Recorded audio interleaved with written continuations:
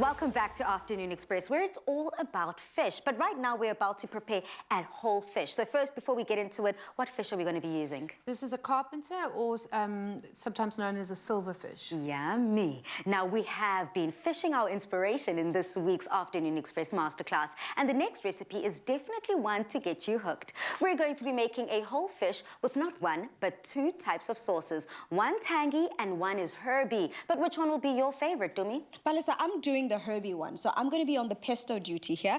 And to make our pesto, we've got an array of herbs that we could use. Into that, we've got some pine nuts, some parmesan, we've got some oil, all of that. So this is a type of sauce that would work perfectly with the kind of fish that we're actually using today. And you, madam, are doing a different kind of sauce, right? Yep, I am. I'm creating that delicious zesty one. So I've got the lemon and garlic side. I've got some butter. I've got some lemon zest. I've got some deliciously pureed garlic. And also here at Dumi, which green do we have? We've got some parsley over there. This is also parsley. Love that, doubling up on the parsley. And chef, you've got the fish station. So what do we need?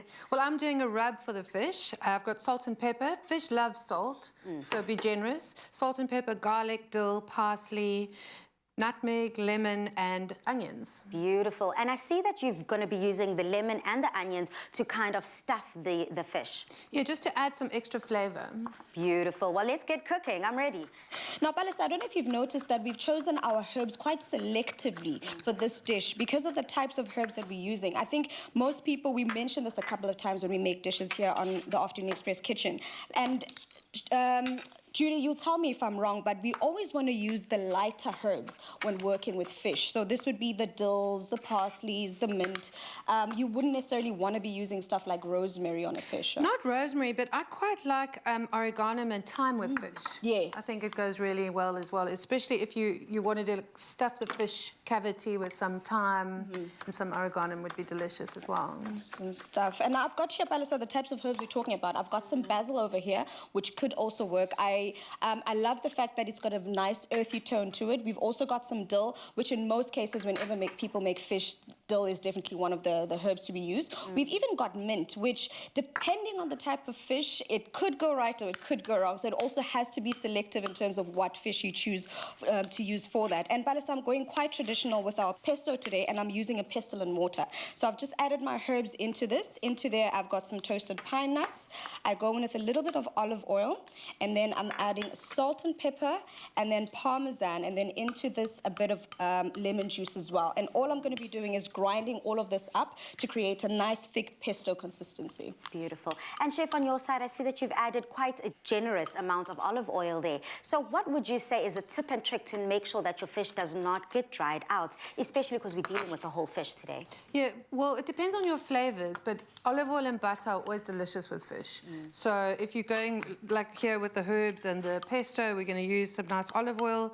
If you were finishing off a nice steak of fish, you could use some butter. Of course, you mustn't overcook the fish because that's going to make it dry. Yeah. So I always try and advise people to undercook the fish and let it stand for a little bit. Let it stand for 5 minutes, maybe cover it with a little bit of foil, and the heat will just continue cooking the fish. All right, so while you're showing us how to actually flavor that fish, do you want to just tell us, you've got a nice, beautiful carpenter in front of you, how would a person be able to tell whether that fish is fresh or not? Okay. With a whole fish, you're going to look at its eyes. The eyes need to be quite clear. If, like with the hake and the kingklip, there's no head, you look at where the fish was cut. The flesh must look translucent, mustn't be discolored, mustn't be brown. Another thing is you can look inside the fish. It must be bright. The blood that's inside the fish should be red. The actual tails and the fins shouldn't be dry. Sometimes if it's old or it's been frozen, it's going to look dry and horrible. So, and smell is very important. I'm obsessed with smelling every piece of fish, every piece of fish that I open. So you always give it a good smell. It should smell of the ocean. It should have a nice fresh smell. And if you're working with a filleted piece of fish, also when you open the bag, give it a smell. I love that. Let's see you just combine all of these elements into your fish. I've already finished my beautiful lemon zesty butter sauce there. So we're seeing you now. Just can you talk us through the point? Yeah, so I'm just filling the cavity of the fish with this lovely flavorings, some lemon, and some onion rings.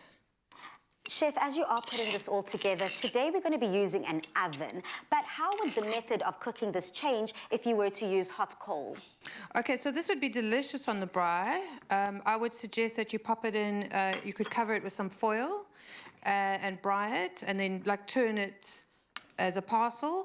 Or you could do it on an open fire as well and just put it in a grid, a sandwich grid, and braai it like that. That would also be very delicious.